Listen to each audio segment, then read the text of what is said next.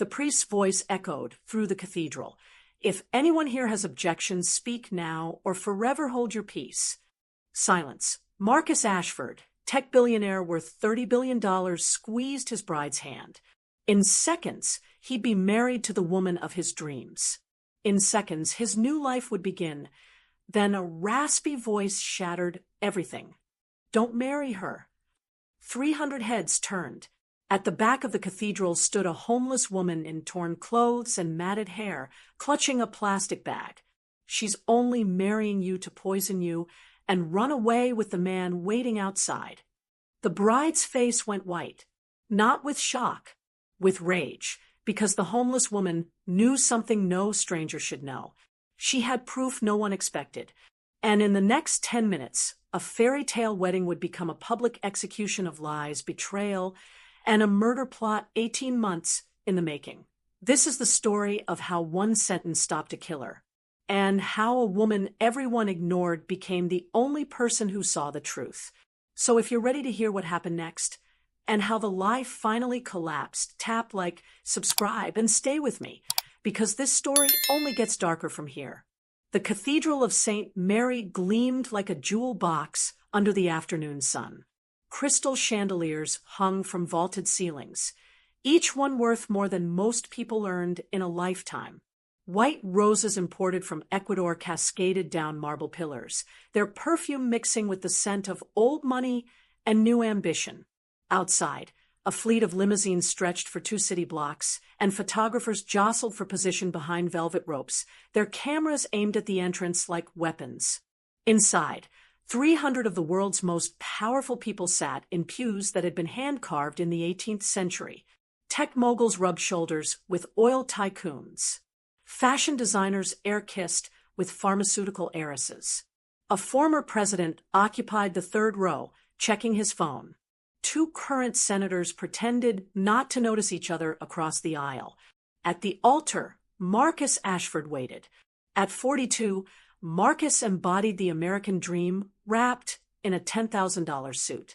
His fortune, built on a revolutionary cloud computing platform, had grown from a dorm room startup to a $30 billion empire in less than 15 years. Forbes had called him the Algorithm King. Time magazine had named him Person of the Year. His face appeared on billboards in 20 countries. But today, Marcus wasn't thinking about quarterly earnings or stock prices. Today, he was getting married.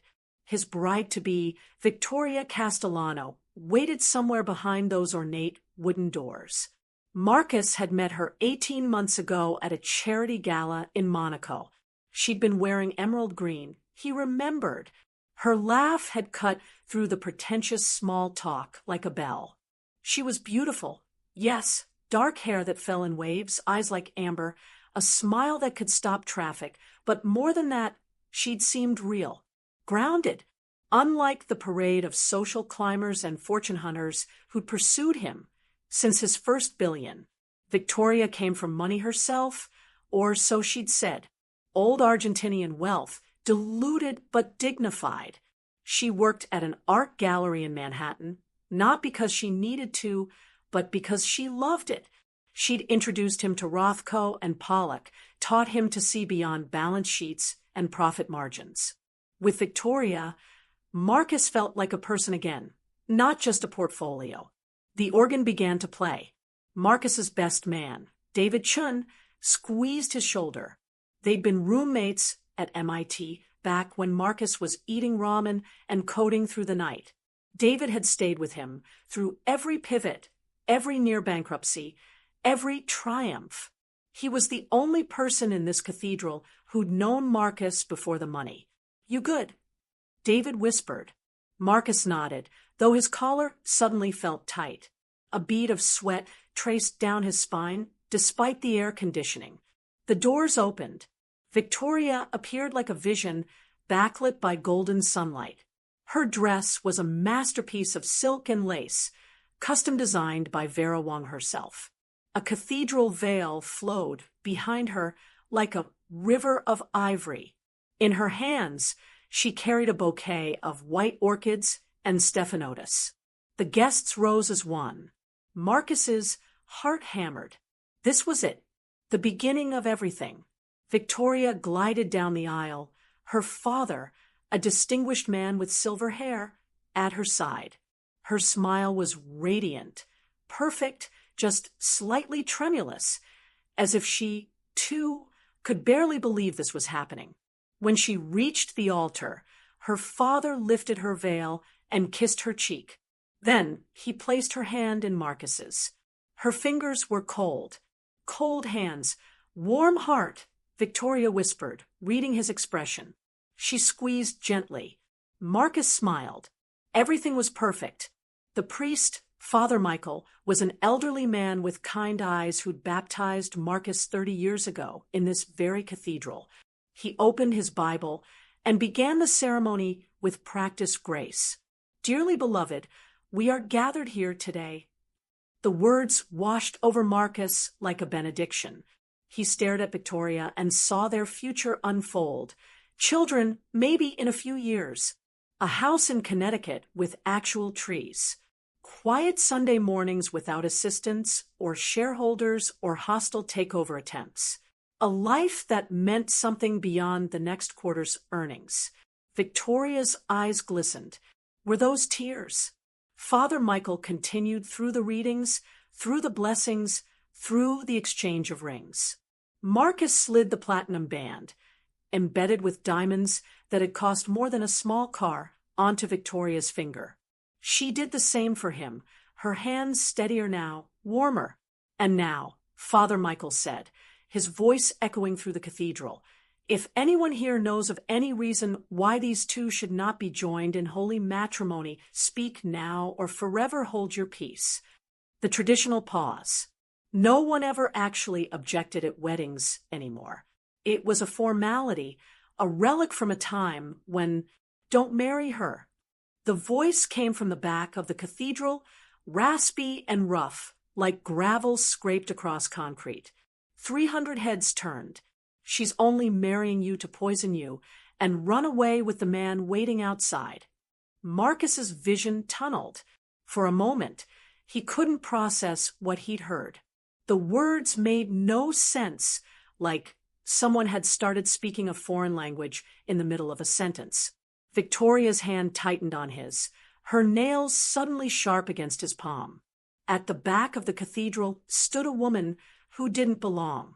Her clothes were layers of mismatched fabric, a torn coat over a stained sweater over something that might have once been a dress. Her gray hair hung in matted tangles around a face carved with hard lines and harder years. She clutched a plastic bag in one hand, the kind people use to collect cans. She was homeless, unmistakably, undeniably homeless, and she was staring directly at Victoria. The cathedral erupted in a wave of shocked whispers. Heads turned, craned, tried to make sense of the impossible. Security guards in dark suits appeared from the sides, moving swiftly but carefully. This was still a church, after all, and these were still the world's elite watching. Someone get her out of here. Victoria hissed, her composure cracking like ice. Her face had gone pale beneath her makeup, 2 spots of color burning high on her cheeks. Marcus stood frozen. His mind struggled to process the disruption. This wasn't how things happened in his world. In his world, everything was controlled, scheduled, vetted. There were guest lists and background checks and NDAs. Homeless women didn't simply walk into private ceremonies and make insane accusations. "Ma'am, you need to leave," one of the security guards said, reaching for the woman's arm. She didn't flinch, didn't pull away. Instead, she looked past the guard, past the gawking guests, past the priest, directly at Marcus. "She changed your will 3 weeks ago," the woman said, her voice cutting through the murmurs like a knife. "Added herself as the primary beneficiary. She convinced you to sign papers you thought were prenuptial agreements, but they weren't just that, were they, Mr. Ashford? Some of those documents gave her power of attorney if you become incapacitated." Marcus's stomach dropped. 3 weeks ago, Victoria had brought papers to him at his office. Late at night, when he was exhausted from a board meeting that had gone sideways. She'd been sweet about it, apologetic even.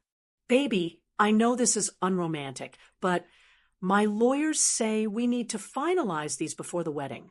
It's just standard stuff. Protects both of us." He'd barely read them. He'd trusted her. "This is insane," Victoria said, louder now, addressing the guests as much as Marcus. "I have no idea who this woman is or what she thinks she's doing, but this is clearly some kind of harassment," or she turned to Marcus, her eyes wide and wounded. "Marcus, you can't possibly believe." "She has a phone," the homeless woman interrupted. "In her bouquet, hidden in the stems. She's been texting someone all morning, including during the ceremony." Victoria's hand moved imperceptibly toward her bouquet, then stopped. Her amber eyes flashed with something Marcus had never seen before. Rage. Pure, cold rage. "How dare you?" Victoria said, her voice dropping to a venomous whisper. "You filthy, crazy—" "Check her phone," the homeless woman said calmly. "The passcode is 0614. June 14th. The day she met her real boyfriend. The one she's been with for 3 years. The one she's planning to disappear with once you're dead." The cathedral had gone silent. No one was whispering anymore. 300 people held their breath. Marcus looked at Victoria, really looked at her. She'd gone very still. The trembling in her hands had stopped. The tears in her eyes had dried. And on her face was an expression he'd never seen before, calculation. She was thinking, evaluating, measuring her next move with the cold precision of a chess master 3 moves from checkmate. It lasted only a second. Then her face crumpled. "Marcus, please," she sobbed, reaching for him. "This is crazy. I love you. You know I love you. This woman is clearly deranged, and I don't know how she knows these things, but maybe someone put her up to this. Someone who doesn't want us to be happy." It was a good performance. If Marcus had heard that a week ago, a day ago, even an hour ago, he would have believed it completely. But now, with this homeless woman's words hanging in the air like smoke, he saw the calculation behind Victoria's tears. He saw the way her eyes flicked toward the door. He saw her grip tighten on the bouquet. "Show me the phone," Marcus said quietly. "What?" "The bouquet. If there's nothing to hide, show me." Victoria's face hardened. "I'm not going to dignify this ridiculous—" "Show me the phone, Victoria." For a long moment, she didn't move. The cathedral held its breath. Then Victoria threw the bouquet at his feet. A phone clattered out from among the orchids and stephanotis. Its screen cracked, but still glowing. It landed face up on the marble floor, and Marcus could see notifications lighting up the screen. Message after message. "Almost done, baby. Got the car? Running. Can't wait to see you rich, LOL. Did he sign everything?" Marcus knelt and picked up the phone. His hands were shaking. He punched in 0614. The phone unlocked. Marcus scrolled through the messages, his face draining of color with each swipe. The cathedral had descended into chaos, guests half standing, craning their necks, security guards frozen between the homeless woman and the altar, Father Michael clutching his Bible like a shield. But Marcus saw none of it. He saw only the words on the screen. "Victoria to D." He signed the revised will. Idiot didn't even read it properly. "Once we're married, it's just a matter of time." D to Victoria. "You sure about the dosage? Don't want it too fast. Needs to look natural." Victoria to D. "Relax. I've done my research. Small amounts of antifreeze in his evening scotch. Kidney failure looks like natural causes in a man who works as hard as he does. 6 months, maybe less." D to Victoria. "And the prenup doesn't protect him?" Victoria to D. "The prenup is a joke. Everything he thinks protects his assets actually funnels them to me through shell companies. His lawyers didn't even catch it. Too trusting. Too in love." Victoria to D. "Stop worrying. By this time next year, we'll be in Belize with $30 billion and no extradition treaty. This is happening. Marcus looked up from the phone. Victoria stood 5 feet away, no longer the trembling bride. Her tears had vanished. Her posture had changed, shoulders back, chin up, the mask finally dropped. "Well," she said flatly, "I suppose that's that." The coldness in her voice sent ice through his veins. This wasn't the woman he'd known. Or rather, this was exactly who she'd been all along, and he'd been too blind to see it. "You were going to kill me," Marcus said. The words felt unreal in his mouth. Victoria shrugged. "Don't be so dramatic. You would have just gotten sick. Gradually, peacefully. And I would have been the devoted wife at your bedside, crying for the cameras." She smiled, and it was a terrible thing to see. "You would have died thinking I loved you. That's more than most people get." Gasps rippled through the crowd. Someone was already calling 911. David moved to Marcus's side, his face a mask of fury. "How could you?" David demanded. "How could I?" Victoria laughed, sharp and brittle. "Do you know how boring he is? How many dinners I sat through listening to him talk about server optimization and bandwidth?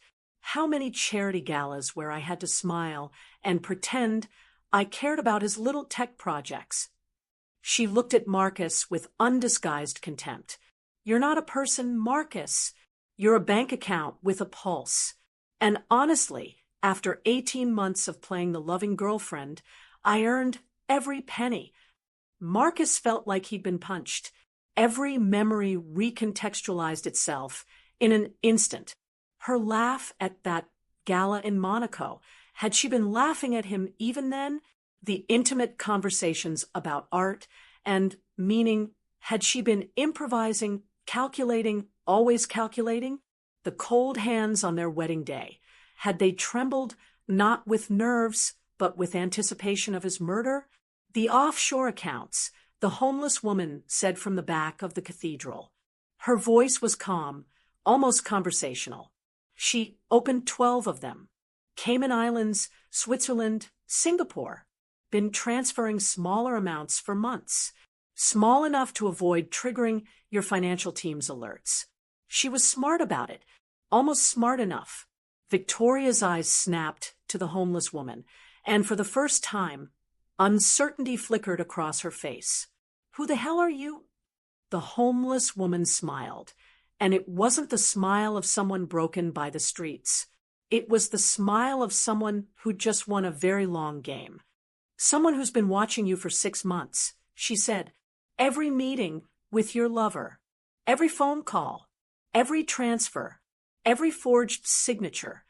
She reached into her plastic bag, and Marcus tensed, as did security, but she pulled out not a weapon, but a folder. A thick folder, worn at the edges, stuffed with papers. "I have copies of everything," the woman continued. "Bank statements, emails, text messages, voice recordings, photos of you with your boyfriend in hotels across 3 states. Drafts of the will you tricked Marcus into signing. Documents showing how you embedded clauses that would transfer his assets to shell corporations you control. Prescriptions you filled under fake names. Research on untraceable poisons." She held the folder up. "Everything." Victoria's face had gone white. You can't. How did a homeless woman get all this?" The woman's smile widened. "Because I'm not homeless." She straightened, and it was like watching a different person emerge from the disguise of ragged clothes and matted hair. Her posture changed, commanding now, authoritative. She reached up and pulled off what Marcus suddenly realized was a wig, revealing short-cropped auburn hair beneath. Prosthetic makeup peeled away from her face, taking years and hardship with it. Standing before them was a woman in her mid-40s, professional, sharp-eyed, and utterly in control. "My name is Catherine Blake," she said. "I'm a private investigator, licensed in New York and New Jersey, and I was hired 6 months ago to investigate Victoria Castellano on suspicion of fraud. The revelation hit the cathedral like a thunderclap. Catherine Blake stood tall now, the homeless persona completely shed. She pulled a badge from inside her coat, a real investigator's license, and held it up for everyone to see. "Who hired you?" Marcus asked, his voice hollow. Catherine's expression softened slightly. "Your mother, Mr. Ashford." Marcus felt the world tilt. "My mother? But she's been dead for 3 years." "No," Catherine interrupted gently. "She hasn't." The folder in her hands opened, and she pulled out a photograph. Even from a distance, Marcus recognized the woman in the picture. Eleanor Ashford, his mother, older than he remembered, grayer, frilier, but unmistakably alive. "That's impossible," Marcus whispered. "She died in a car accident. In Switzerland. I went to the funeral. I buried her." "You buried an empty casket," Catherine said. "Your mother had been diagnosed with early-onset Alzheimer's 3 months before that accident. She knew she was losing herself, losing time. She was terrified of what she might do, what she might say in moments of confusion that could damage your company, your reputation. So she made a choice." Catherine pulled out more documents. She faked her death, moved to a private care facility in Vermont under an assumed name, set up a trust that would care for her for the rest of her life. But before her mind went entirely, she did one last thing. She hired me to watch over you, to protect you from exactly what Victoria is. Marcus couldn't breathe. His mother was alive. His mother had been alive this whole time, watching from a distance, unable to reach out because of a disease eating her memories one synapse at a time. She knew.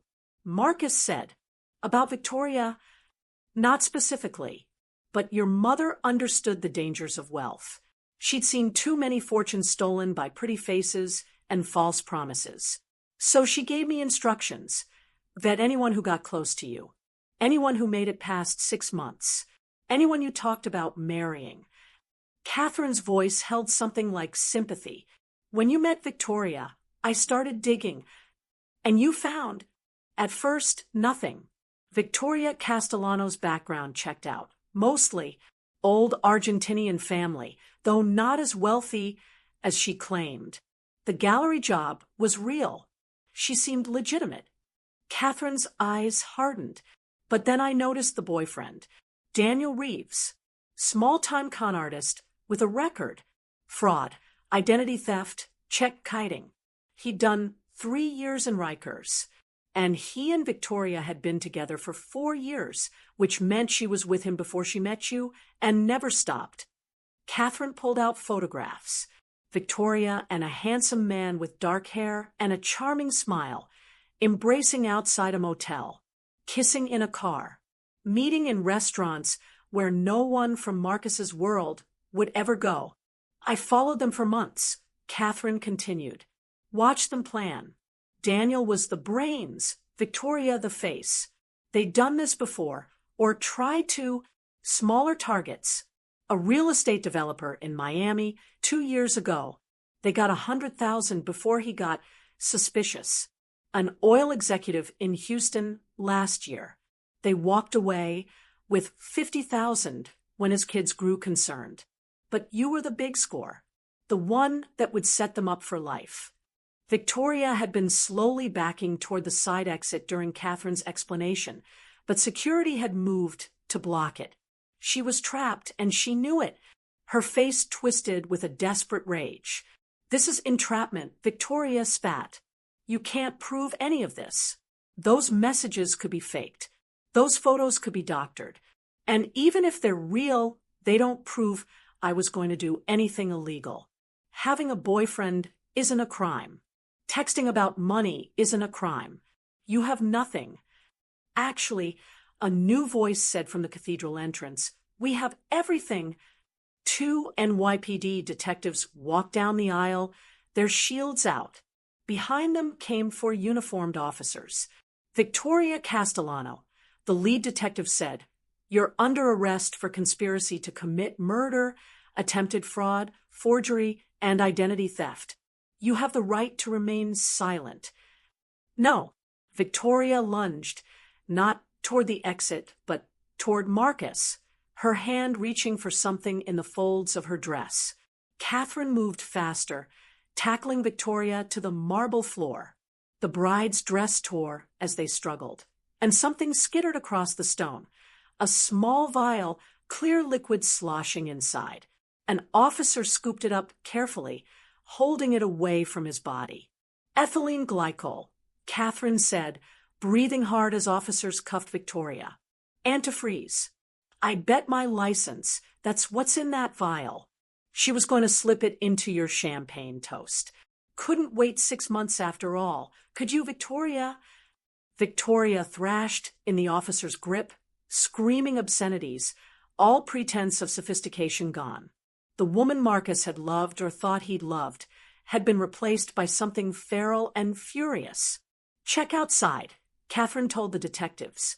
White sedan, illegally parked in the loading zone. Daniel Reeves is in the driver's seat, waiting for his cue. 2 officers rushed out. Through the open doors, Marcus heard shouting, an engine revving, then silence. They had him. The cathedral emptied slowly. 300 stunned guests filed out, already on their phones, already spreading the story that would dominate headlines for weeks. Marcus Ashford, billionaire bachelor, nearly murdered at his own wedding. The homeless woman who saved him. The con artist bride hauled away in handcuffs. Marcus sat in the front pew, still in his tuxedo, his head in his hands. David sat beside him, silent, just present. Father Michael had tactfully retired to the sacristy. The flowers would be donated. The reception would be canceled. The deposits were non-refundable. But what did it matter? What did any of it matter? Catherine Blake approached, back in her ragged costume. She'd needed to leave unrecognized by the press gathering outside. She sat down on Marcus's other side. I'm sorry, she said quietly. Marcus looked up at her. His eyes were red. You saved my life. I did my job. 6 months. You watched me fall in love with her. Watch me propose. Watch me plan a wedding. You could have told me earlier. I could have, Catherine admitted. But until she made an actual move, until I had proof of intent, not just suspicion, you wouldn't have believed me. You would have thought I was the crazy one, that I was trying to sabotage your happiness. She met his eyes. Would you have believed me 3 months ago if I'd approached you with suspicions and photographs, but no concrete evidence? Marcus thought about it. Victoria's smile, her laugh, the way she'd made him feel seen, the life he'd imagined together. No, he said finally, I wouldn't have believed you. I know. So I waited, gathered evidence, made sure that when the moment came, there would be no doubt, no possibility of her talking her way out, no chance of you choosing her over the truth. My mother, Marcus said, is she really alive? Yes. In a good facility, excellent care. She has moments of clarity, not many, not anymore. But when I visited her 3 weeks ago to update her on the investigation, she remembered you, asked about you, wanted to know if you were safe. Tears ran down Marcus's face, and he didn't try to stop them. Can I see her? Yes. I'll give you the address. But Mr. Ashford, Marcus, you should know that she might not recognize you. The Alzheimer's has progressed. She might think you're a stranger, or a nurse, or her own father, who died 50 years ago. You need to be prepared for that. I don't care. I need to see her. I need to thank her. Catherine nodded. She stood, preparing to leave, but Marcus reached out and caught her hand. What you did, he said, living on the streets for 6 months, pretending to be homeless. That must have been difficult. Catherine finished. Yes, but necessary. I needed to be invisible. Someone Victoria would never notice or suspect.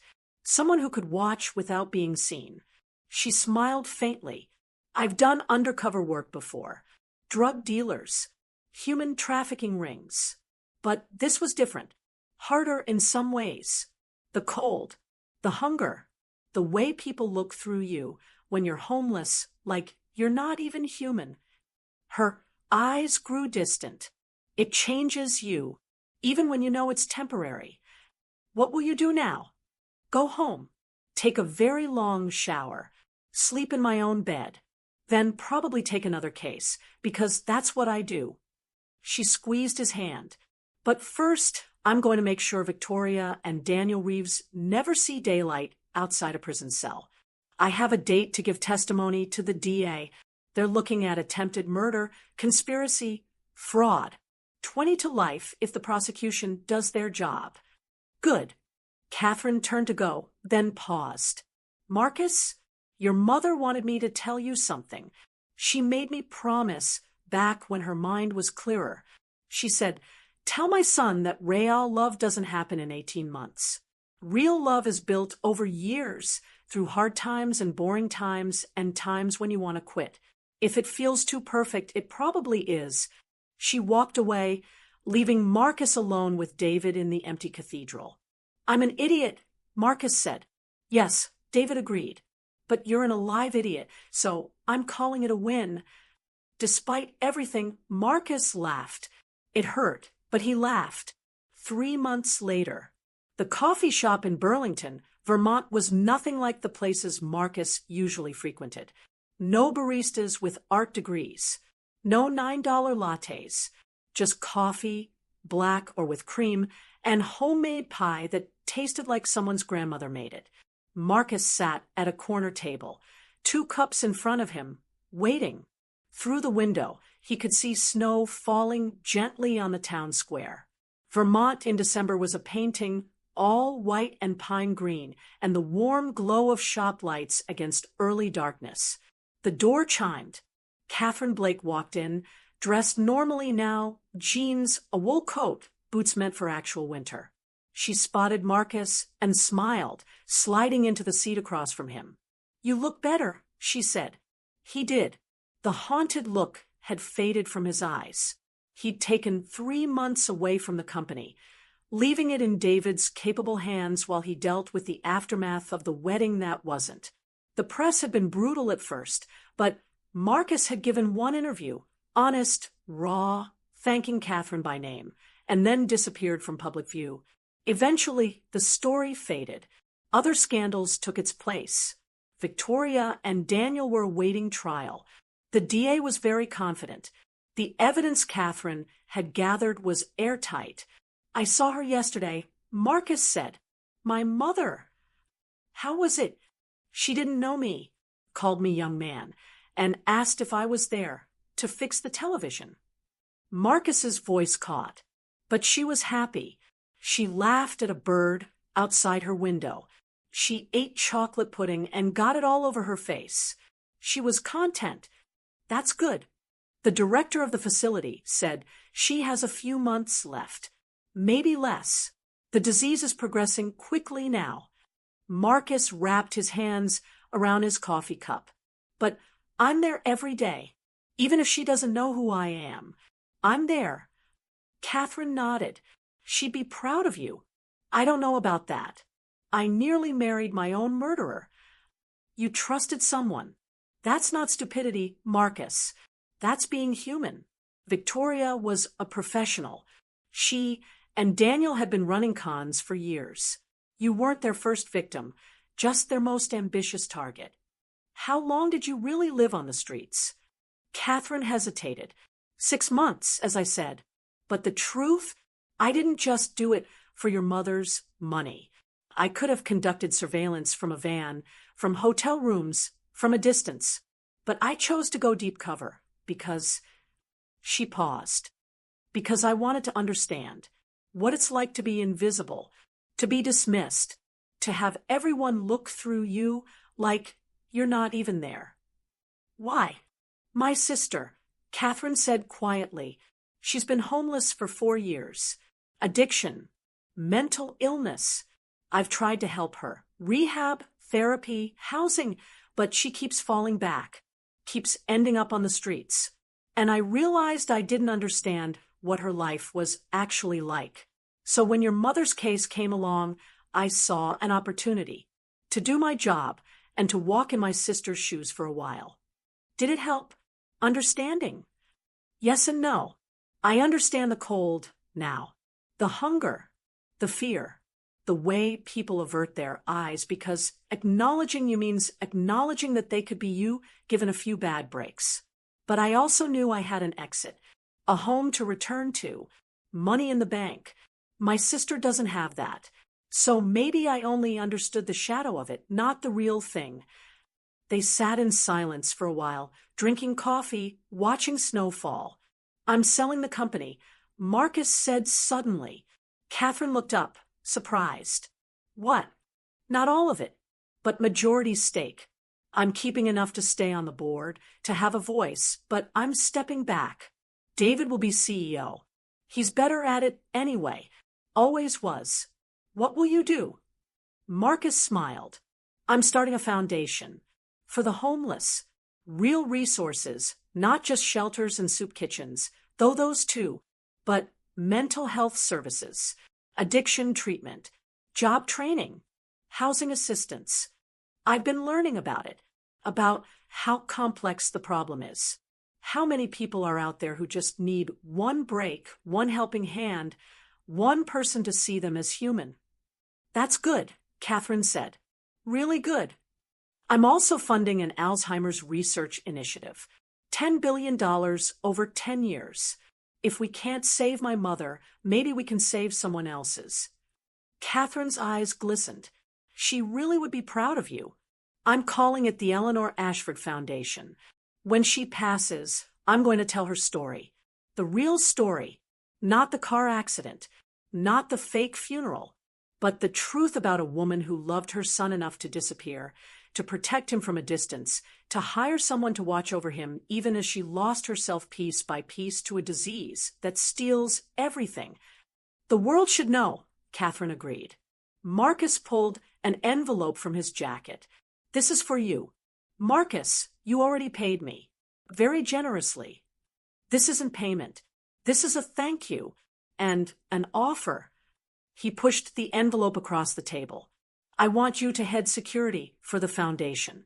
Not just security, oversight, investigation, making sure the money goes where it's supposed to go, making sure we're actually helping people, not just feel-good PR, making sure people like Victoria and Daniel never get close to vulnerable people again.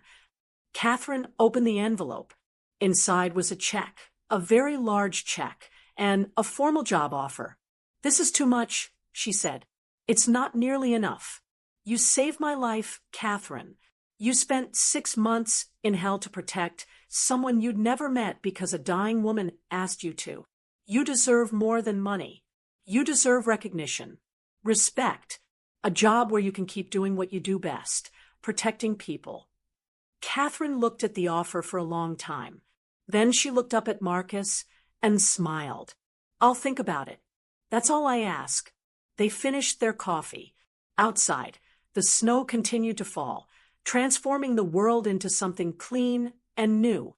1 year later, the Eleanor Ashford Foundation's headquarters occupied a renovated warehouse in Brooklyn. Large windows let in floods of natural light. The walls were painted in warm colors. There were no cubicles, just open spaces where people could work together. In one corner, a small cafe offered free coffee and meals to anyone who walked in, housed or unhoused. It didn't matter. Catherine Blake walked through the space, tablet in hand, reviewing reports. Since taking the job, she'd built a team of investigators and social workers who operated with military precision. They'd placed 300 people in permanent housing in the last 6 months, connected 800 with mental health services, funded 12 new rehab facilities. It wasn't enough. It would never be enough, but it was something. Her office was modest, just a desk and a chair and a window overlooking the street. On the desk was a photo, Catherine and her sister, taken 3 months ago. Her sister was 6 months sober now, living in a foundation-funded apartment, attending therapy twice a week. It wasn't a miracle cure. There were setbacks, but there was hope. Catherine's phone buzzed. A text from Marcus. She's gone. Peacefully. In her sleep. Catherine closed her eyes. Eleanor Ashford had made it a year longer than the doctors predicted. She'd had moments, brief and shining, where she'd recognized her son. She'd held his hand. She'd told him she loved him. And then the disease had claimed her fully, gently, pulling her away from a world she no longer recognized into whatever came next. Catherine texted back, "I'm sorry." She was remarkable. She was. "Funeral is Thursday. I'd like you to speak. Are you sure? You knew her differently than anyone else. You were her last mission, her final act of love. People should know that." Catherine agreed. Thursday came, and the funeral was nothing like the wedding would have been. No cathedral, no crystal chandeliers, just a small chapel filled with people who'd actually known Eleanor Ashford, neighbors from her care facility, nurses who'd tended her, board members of charities she'd supported for decades. And Catherine standing at the podium, telling the story. Eleanor Ashford was a woman who understood that love isn't always grand gestures. Catherine said, "Sometimes love is quiet. Sometimes love is watching from a distance. Sometimes love is hiring a stranger to protect your child when you can't do it yourself." She told them about the investigation, about living on the streets, about stopping a murder at a wedding that should have been a beginning but was almost an end. Eleanor never got to see that day, Catherine said. She was already too far gone. But I visited her afterward and told her the story. And for just a moment, one beautiful crystalline moment, she looked at me and said, "Thank you for saving my boy." Then she was gone again, back into the fog. But that moment was real, and it was enough. There wasn't a dry eye in the chapel. After the service, people gathered outside in the autumn sunshine. Marcus stood apart from the small crowd, staring at the hearse that would carry his mother to her final rest. Catherine joined him. "You did good in there," Marcus said. "I told the truth. That's all. The truth is more than most people get." He turned to face her. "The trial verdict came in this morning. I didn't want to tell you before the funeral. And Victoria got 25 years. Daniel got 30. They turned on each other at the end, each trying to reduce their sentence by blaming the other. It was ugly." Catherine nodded. "Good. They'll be old before they see freedom again. If they ever do." The judge said something interesting. He said that what made their crime so heinous wasn't just the attempted murder, but the betrayal of trust. That Marcus Ashford, that I had opened my heart, made myself vulnerable, and they'd seen it as an opportunity to exploit. Marcus's voice was steady, but his eyes were distant. He said that kind of evil is worse than simple greed. It's the evil that makes people afraid to love. "Are you?" Catherine asked quietly. "Afraid to love?" Marcus considered the question. "I was. For months after the wedding, I couldn't trust anyone, couldn't let anyone close. Every interaction felt like a potential con. Every smile seemed calculated. It was exhausting. And now I'm learning. Slowly, that Victoria was an exception, not the rule. That most people are just trying to get through life with some measure of dignity and connection. That love is still worth the risk, even knowing it can be weaponized." He smiled, and it was genuine. "I'm dating someone, actually, a librarian. She has no idea how much money I have. Thinks I'm just some tech guy who donates to charities. We met at a book club." Catherine laughed. "A book club? You. I'm full of surprises. We're reading Dostoevsky. I'm terrible at it. She makes fun of me. It's wonderful." They stood together in comfortable silence, watching the autumn leaves fall like golden rain. Your sister called me last week, Marcus said, asked if the foundation had any job openings. Catherine's head snapped around. She did. She did. Said she wanted to help, that she'd been where these people are and wanted to give back. I told her we'd love to have her, if she's ready. Tears streamed down Catherine's face. Thank you. Thank your mother. She taught me that second chances aren't just for the people who seem to deserve them. They're for everyone who's willing to try. The hearse pulled away slowly, carrying Eleanor Ashford to her rest. Marcus watched it go, his hand raised in a final goodbye. She saved me twice, he said. Once when she hired you, and again when she taught me what real love looks like. Not the fairy tale, not the perfect romance, but the messy, complicated, impossible kind that sacrifices everything and asks for nothing in return. Catherine put her arm around his shoulders. She'd say you were worth it. I'm going to spend the rest of my life trying to be. They walked back toward the chapel together, where David was waiting with the car. The foundation had a board meeting that afternoon. 3 new shelters to approve. A partnership with the city's mental health department to discuss. 1,000 small details that added up to changed lives. As they drove through the city, Catherine looked out the window at the people on the streets. Some were hurrying to work. Some were pushing strollers. Some were sitting on corners with signs asking for help. She'd been one of them once. For 6 months, she'd sat on those same corners, invisible to the rushing world. She'd felt the cold, tasted the hunger, known the particular loneliness of being seen, but not recognized as fully human. And then she'd stood up in a cathedral and spoken one sentence that changed everything. Not just for Marcus Ashford, billionaire, but for herself, for her sister, for the thousands of people the foundation would help in the years to come.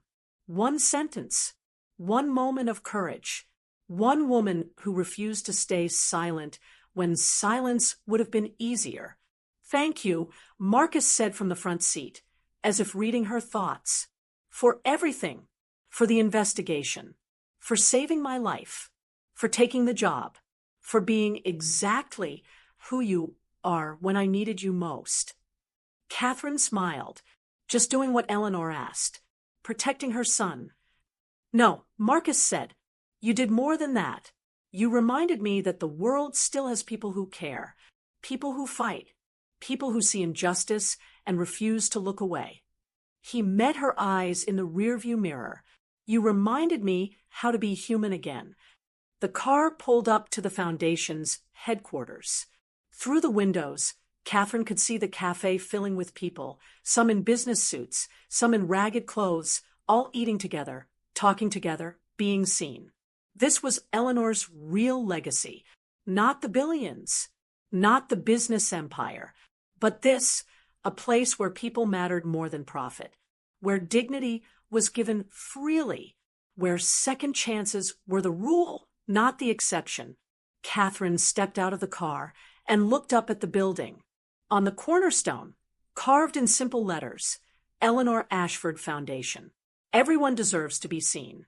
Everyone, Catherine whispered to herself, including a woman in a torn coat and matted wig standing at the back of a cathedral, including a billionaire who'd forgotten what real love looked like, including a sister fighting demons in dark places, including all of us stumbling through life, hoping someone will see us for who we really are.